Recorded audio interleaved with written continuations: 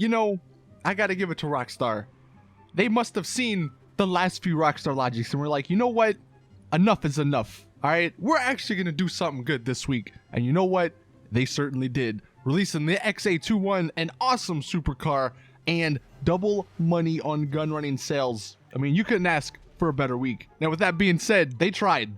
All right, I'll give them that. They tried. But like every week, the Rockstar Logics always prevail. Now, before we actually hop into this week's episode, I want to let you guys know about a website called Swagbucks. It's a great way to earn some extra cash, and even you can buy shark cards with that money to purchase stuff you may want in GTA Online.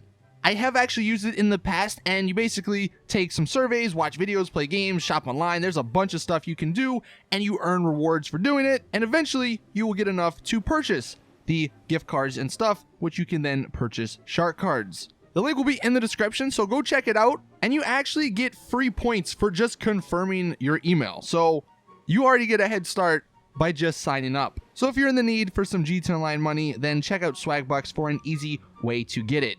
Thank you to them for actually sponsoring this video. Now, the actual Rockstar Logics. Like I said, Rockstar tried, all right? They did their best. But like always, there's always some little things, man, that just sneak through. And with the XA21, there's not much, I'll say that. But there are a few things, man. The most notable one, what is up with the interior? Whoever designed the interior must feel like crap, man. He puts all this work and time into making it, like on the speedometer part, and you can't even freaking see it. The only way to see the speedometer is if you duck. But if you duck, then you can't see out the car to see where you're going. So literally, it's pointless.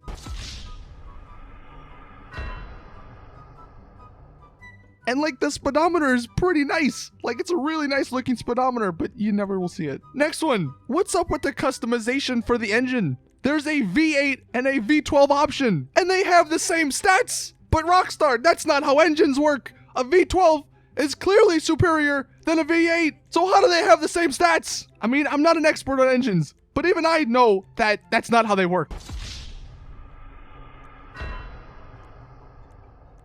And then the final one, again, I'm not an expert on engines, but I don't think this is how it works.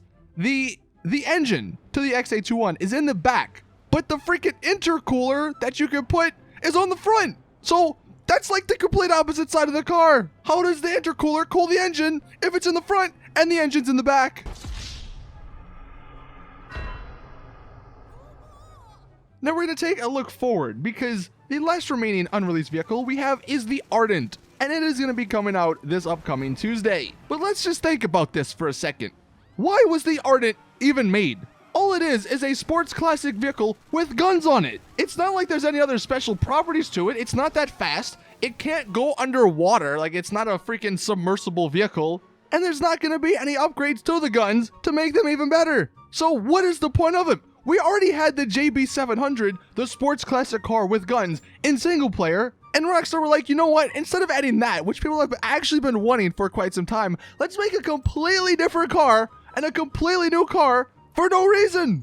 They wasted their own time making the Ardent.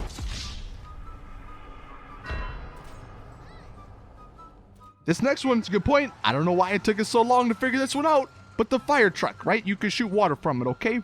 Well, guess what? Around the map, there are some hobos living, and they have some fires going. But you take the fire truck's hose to put out the fire, and the water doesn't work. What kind of fire is in GTA Online that it doesn't get put out by freaking water? No joke, this next one's actually kind of serious. I don't know how this happens, but if you're in online and you purchase any of the Mark II weapons, like let's just say the Combat MG, you purchase that in your mobile operations center. When you go to the ammunition, obviously you can't buy it or you can't customize it because you have the Mark II version, right? You have to go to your MOC to customize it, and that's all fine in GTA Online.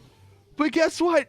When you go back to story mode, not that many people do, but when you go back to story mode and you go into the ammunition shop, you can't do anything with the Combat MG or any of the Mark II weapons you own. Like, how does that make any sense? How does something you buy in online affect single player? That is so broken. That's how little they care about freaking single player.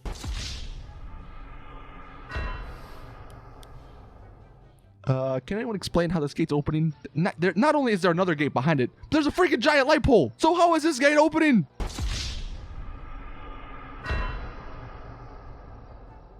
Good old light poles, man. Freaking, you shoot this work light, okay?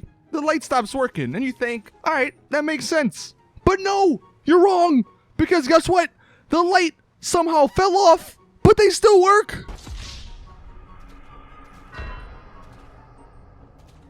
So apparently your license plate on your MOC freaking changes. Look at this. It's the same MOC, but the license plate is different. Why does that happen?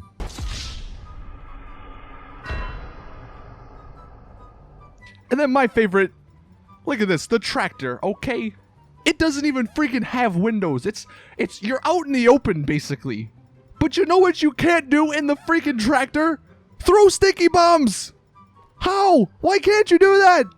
I understand maybe in the armored cars where there's only a little small window, but this is a freaking tractor where there are no windows. So why can I not throw a sticky bomb out?